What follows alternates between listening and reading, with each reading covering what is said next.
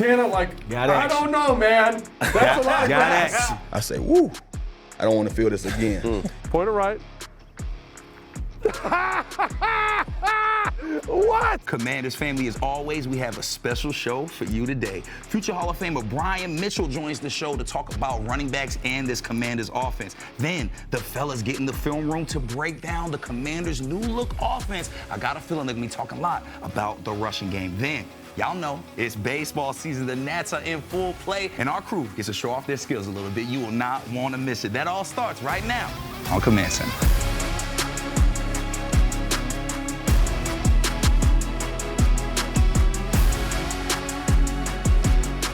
Welcome into Command Center, Commanders fan. Brian Colbert Jr. here. Hold on. Emmy Award-winning Brian Colbert. Hey, give you your props. Thank you, brother. I appreciate that. Didn't know you was going to do that. On Stay to the 9, Santana Moss, Mr. 2 to the 7, Prince Smooth, and Logan Paulson is back in the building. Stop that 2 to the 7 with him, too. Thank you. I'm feeling you was going to stop me one of these days. Logan, I don't even know if you're here. He wants to be called Mr. 2 to the 1 and Mr. 2 to the 7 now. That's been a couple weeks now that happening. So I was here for the genesis of that, the origin story. You kept it going, and now Mr. 8 to the 2 Yeah. is back in the building. We missed you last week, brother. I missed you guys too. We had the schedule release come out, and you weren't here, but we missed you. How you feeling after seeing the schedule? So schedule release is always tough for me because it's like you've got to have a crystal ball. But I am excited that they got so many primetime games. I'm really excited about that because I think it's kind of a reward for what the team did last year, what the new ownership group did, what the coaching staff did. So I'm really excited for that element of it. Again, like in terms of predicting games, that's for someone else to do. I'm not going to do that. But I'm really excited because I think it shows that this organization's headed in the right direction. And it doesn't just show that. It shows that we are moving closer to the 2025 NFL season. Next week will be the start of Phase 3. Now, fellas, y'all done worn them helmets before. Fred, I'm going to start with you.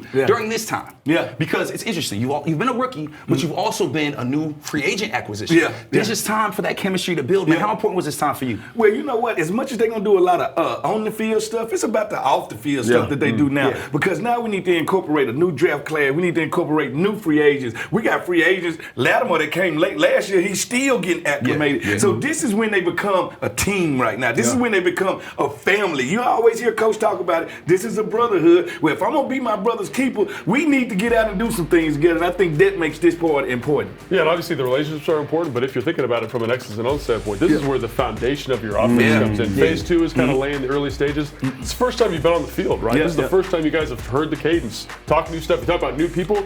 I'm telling you, man, every year it felt like I was learning a new offense. Every year. Because there's a little bit of wrinkle here, a little new thing here. So this is the time they get that all galvanized, and it's an extremely important part of the process. Now, Tanner, when you came here as a free agent, I believe you were in like year 4. That was a different process for you when you did come. What made building that chemistry and getting comfortable in a new locker room easier for you? It was actually year 5, but I think what made it comfortable for me is I had some familiar faces. Having guys like CP, Sean, guys that I knew, and then the other guys that played with me with the Jets. I had Kerry was here. Kerry Campbell. I had Randy Thomas. I had a couple of more linemen. It was so many guys here. So those guys gave me that comfortability that I need. And then I came in here and just met new guys by going out there grinding, putting that work on the field with them. And I think something that we've all done to get acclimated to the DMV is get involved with the community, touch the fans, be a part of this culture that is here. And that is what our rookies did. Let's check them out servicing their new community, man. This stuff is so important, fellas, because y'all have all been here before too. But this is a new community, however, they welcome you as if you're family. That's what you're looking for, right? That kind of contribution to the community, right? You got to be part of both. The one thing about it, you're still a human being, even though you're an athlete, you're still a human being, and there's nothing like touching the future. No matter what city you live in, if you invest time in the youth, you'll get it back on the back end, because you'll hear the stories of how one little meeting with you could have changed the direction of their life. So it's small contributions to big situations. The Commanders' founding chair, Miss Marjorie Harris, was there to speak about why it's so important to be a part of these events as a rookie. They went out and they won. And they didn't only win for the team, they won for their school and they won for their community because everyone could be a part of it. Just like our team, when something good happens, everyone gets around it so they can be proud, the whole school, about who they are and what they've accomplished. So to be a part of that, and you talk about how we're going to be in the community, that's how we want to be in the community. And we want to hear what people need. And we don't want to just do what we think is right. We want to work with the city, and we want to work with the community to make sure that we're doing the right thing. Gotta love hearing from Ms. Harris. And I love seeing her at these events because she is so involved with the community, much like yourselves. Now, Fred, much like them rookies, you were drafted here and got to do similar things. Why was that so important? Not just for the community, but for you as a player coming in. It's your intro to the new city that you represent. It's your intro to the new people, what you're going to see. Like, this fan base, you get to seeing familiar faces, the tailgate Teds of the world, the rally captains. You get used to just seeing these guys everywhere all the time. But this your introduction to say, hello, I'm Fred Smoot. Thank y'all for drafting me to this city. Now let's see what I can do besides help you win on Sundays. What else can I help y'all with?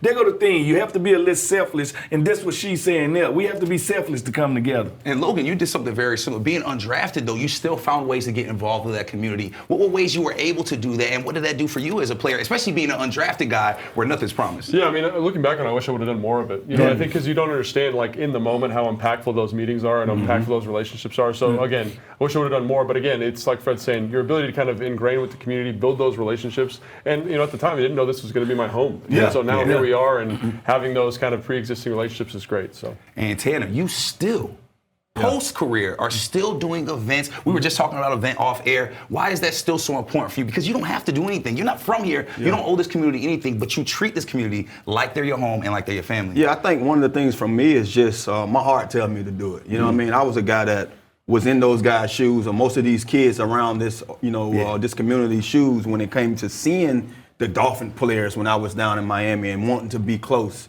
They didn't have a lot of those events growing up, back in the 80s and the 90s. And then fast forward, when I got the opportunity, I said, I just want to reach out and touch somebody. I want to reach out and show them that it's bigger than me giving something, but my time is more than anything. And, it don't always have to be tangible.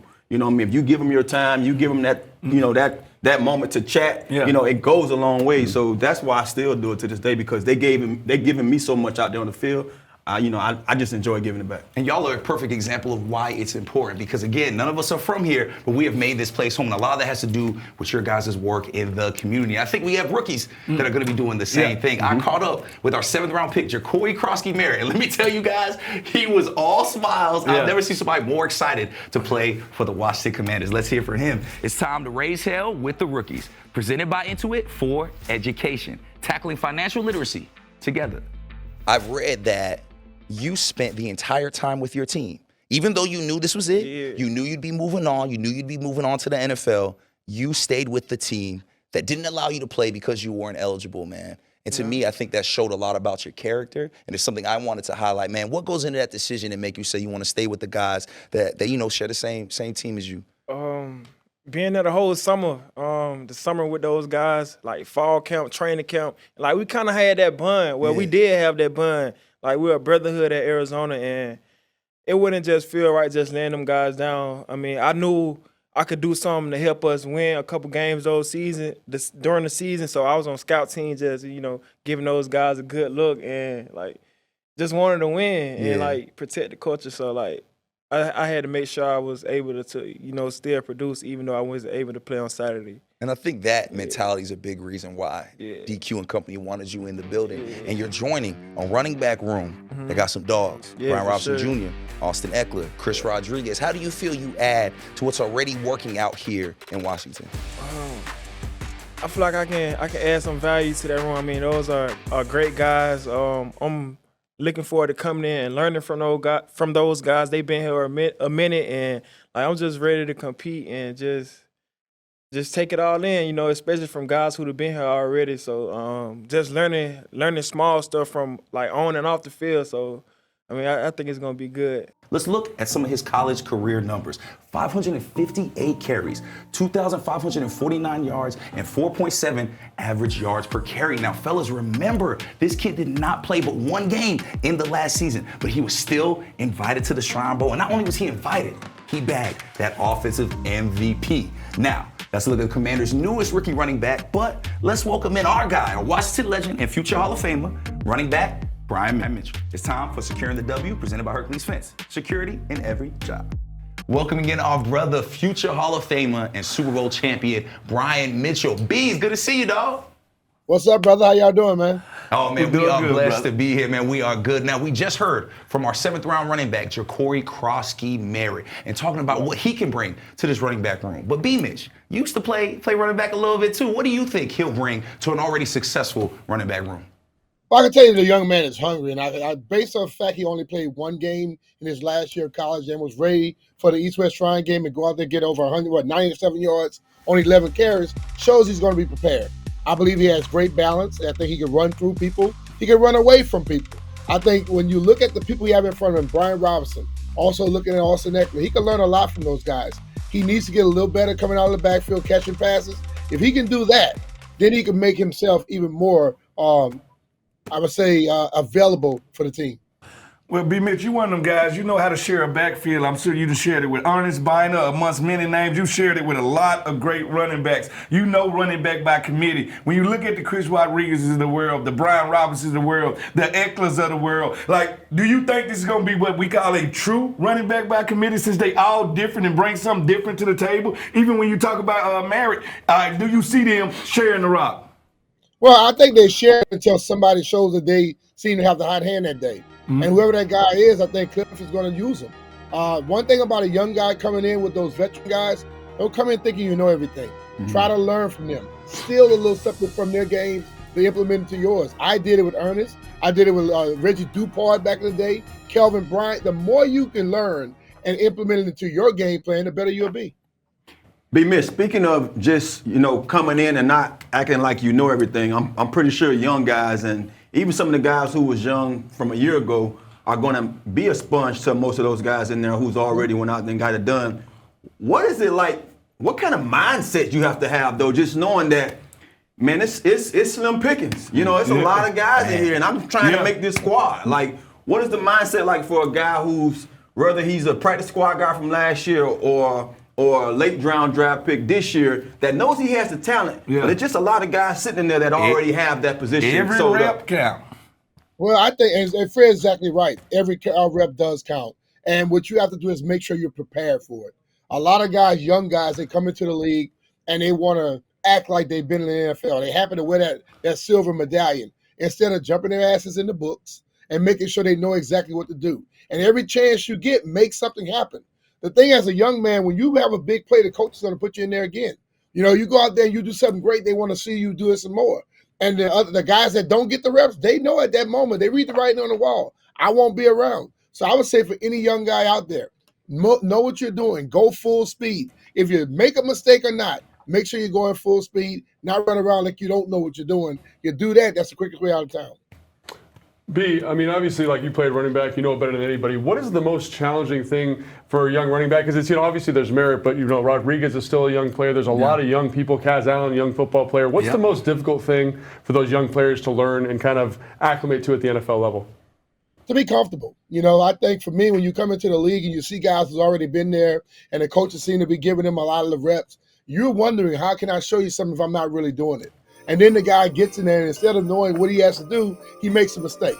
I think you have to be comfortable and understand you may get just one opportunity. You have to pass that.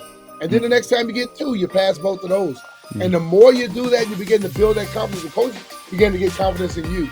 Like for me, every time I got it, I don't care if I was going the wrong way. They saw me going 100% and fast as I can the wrong way. You have to be that type of person, and then they'll see something in you. But you got to keep doing it. You got to believe in yourself. Because eventually, it gets to the point where you're no longer the young guy out there with these NFL players. Hell, you're an NFL player yourself. Yeah, B. Mitch, I got to bring this up before we close this thing out. Like, you're going to the Hall of Fame, and you're going as a special teams player. Yeah, everybody knows you from a running back, but you're going because of what you did and contribute to this team on special teams. If you had anything to say to these young guys, the Kaz Allens of the world, the guys that you look at them and say, you might not make it as a running back, but you can make it as special teams, what would be that secret that you tell those guys? Well, I would tell them, in high school, college, maybe if you're just playing special teams, that's the guy that you're just playing special teams. In the NFL, it matters. The things you do. I remember a coach telling me, John Harbaugh to be exact, what I did directly impacted the outcome of the game. So if I keep giving my team great field position, I don't turn the ball over, Our offense can do a lot more. If I'm on special teams coverage, I tackle you deep. I can give my defense a better chance. You can't be having a mindset when you're in the league that, oh man, I'm just on special teams. They pay you now, bro. And in the NFL now, the guys are making $700,000-$800,000 as rookies. So let the people outside the game say what the hell they want to say. But when you're out on the football field, what you do matters. And you got to have that mindset and try to find out as much as you can do. Coach Gibbs told me the more I can do, the longer I can play. I played 14 years. I did every damn thing they asked me to do.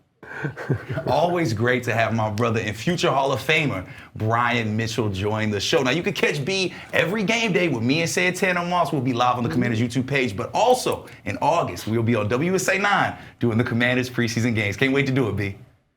All right, let's get it, baby. Commanders family. That was Brian Mitchell right there. B, we appreciate your time as always, brother.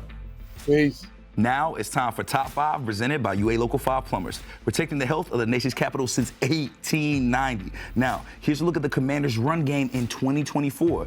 JD5 having a huge impact on the Commanders' run game, as you can see. They were 3rd in yards per game, 4th in yards per rushing attempt, 4th in rushing touchdowns with 25, and 3rd in total rushing yards with just over 2,600. Now, I know Commander fans are so excited to see what this running game can do, and our guys are out in the film room ready to break down this Commanders running game. Take it away, fellas. It's time for your winning numbers, presented by the Maryland Lottery. Please play responsibly. Thanks, Brian. And guys, as we just saw in that graphic, this team was one of the best rushing football teams in the NFL last year. And obviously, Five's got a big part of that. You know what I'm saying? He's a special athlete, special talent. But when I watch the film, something that jumps out to me, Fred, is the way Cliff Kingsbury creates space. Now, let's just put that circle on that spot there. Put this arrow here. Yep. There is nobody in this clip in that spot, right? So I look at this. How many defenders? 1, 2, 3, 4, 5 defenders in the box, right? Yes. There are 6 blockers and a running back. We've already got them outnumbered. That means there are 2 guys short. And so I look at this, and people had to line up like this all year. Yes. And when you can line up in a box structure defensively like this, like you're going to get gashed. It's the offense's responsibility to gash you, right? And so I look at this and I say, like, this is a great job by B-Rob. You see his contact balance, you see his vision, you see explosiveness. But why did they line up like this, Fred? This is a mistake. I'm not going to say either this is a true mistake, but they also, this corner up here, he's signaling to me that they're playing zone. Maybe this linebacker needs to slide over here and be gap integrity. They had no gap integrity before it started. We won this match before the ball was even snapped. I think that's 100% right. Because when I look at this, I say, like, Cliff creates this. And I'll show you why here in a second, right? Everyone remember back to that Detroit Lions game? Right? For example, that big Terry touchdown that they got there, and that's the play right here. And so what I say is he's good at this, right? Because what do you got over here, Tan? You got 3 over 2. Yeah, 3 over 2. That's exactly right. So you got 1, 2, 3 guys here. You got 2 defenders there, right? And if this is a pre-snap read for the quarterback, right? So all he's doing is he's saying, where is the 3rd guy?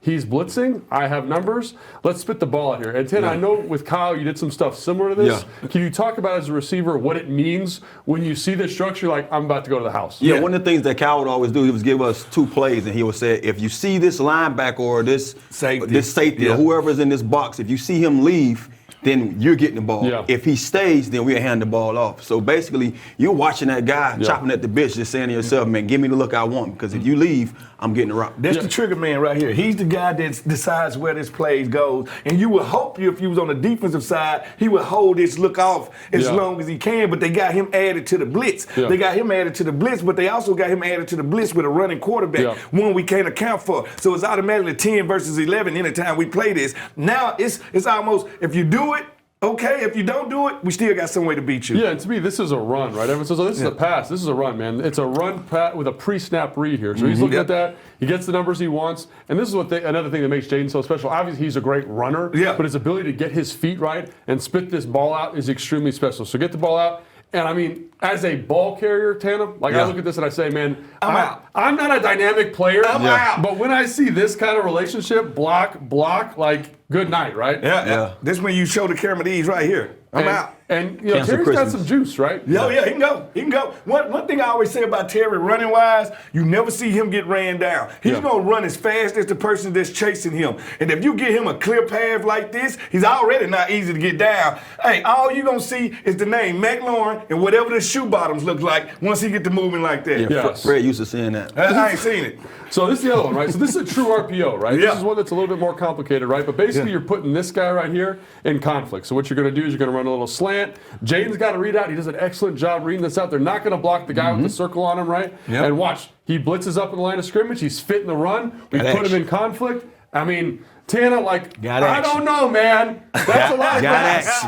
That's a lot of grass, right? Yes, right there. And that's what you want right there. But there go the thing about it. When you run these RPO with a running quarterback, everything is a threat. They can threat all 3 levels, and it starts with 5. Yeah, and I think that's exactly right. And then I think, man, they got Terry. They got all these dynamic playmakers. And we got some 49er film, and I see this guy with the football, Tana. Yeah, man. And I don't know. This is pretty scary. Just think about him with the space, with these matchups. And everyone says, oh, this is a screen. Yes, but imagine him on an RPO. Imagine him on a pre-snap read, getting the ball out. Imagine what that does for the rushing efficiency in terms of creating explosive plays. He's that extra dynamic player that you have to check for. And it's not that many guys you have on defense to check for all the guys that we have. Even when that play breaks down and you get it to 19 right there, you get it to Deebo Samuels, he has the ability to break the tackles of defensive back more than an average wide receiver would. He don't need a clear screen or a clear RPO. It can be muddy and he'll still make a play out of it. So I think about the running backs we got. I think about the playmakers we got in this place. I think about how Cliff knows how to best utilize them. Yeah. And let's get our offensive coordinator, Brian, man. What do we got? Good to see you, buddy. Listen, Are you juiced about the running game? I'm always I don't juiced. like it, man. You need more juice coming in here like that. I'm always juiced to watch legends break down the game. And speaking of legends,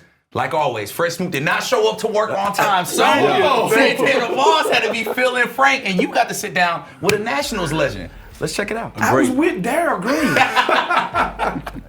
It's time for Best Seat in the House, presented by SeatGeek.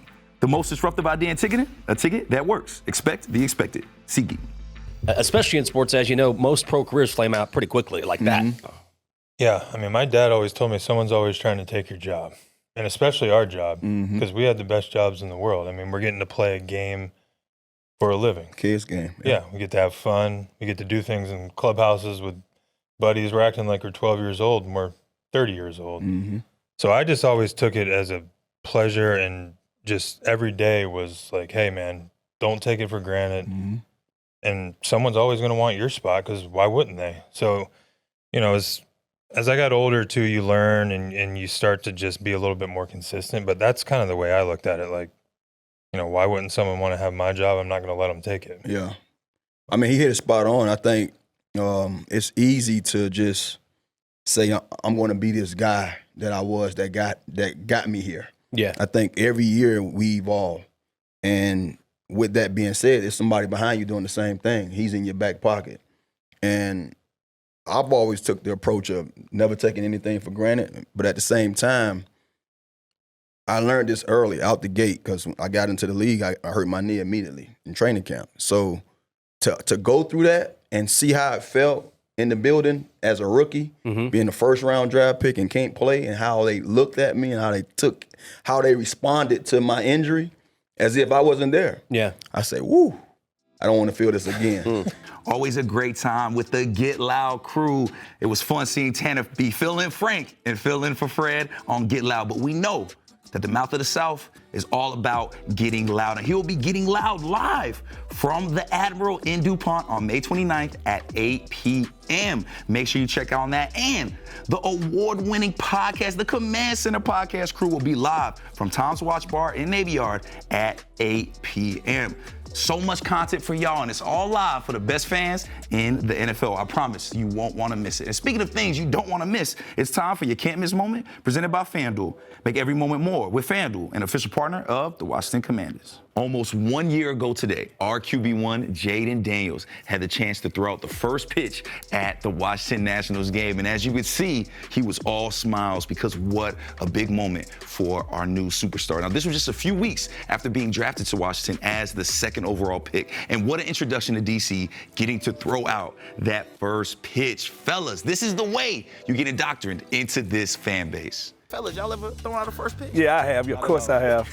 When did you throw out your first pitch? It was a long time ago. I forgot the date, but a long time ago. Well, you said they used to call you something back in the day. Smoothie Maze Hayes. Smoothie Maze Hayes. Well, Logan, since you haven't done it and Fred's on it, we'll let Fred be last since he's experienced. Yep. Logan, we have set up a mound just for you. You walked out the distance yourself. This is an acceptable distance for Logan. Yeah, what is it, 60 feet, Logan, something like that? Let us see what you would do. Yeah. 66 and what?